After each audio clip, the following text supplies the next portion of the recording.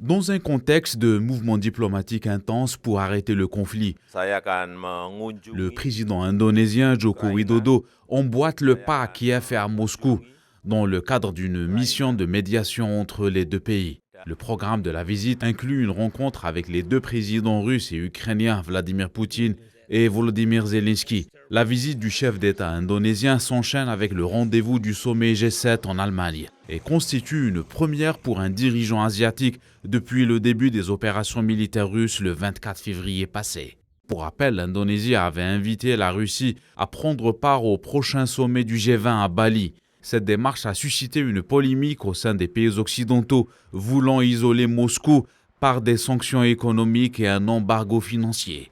Outre l'enjeu géopolitique de la visite, le président Widodo tente à travers son escale dans les deux pays de trouver une issue à la crise alimentaire mondiale engendrée par le conflit en cours et la flambée des prix de produits de première nécessité.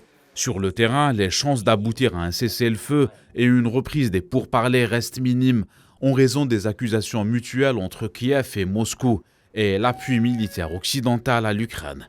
Un appui jugé par la Russie comme un facteur majeur pour faire perdurer le conflit.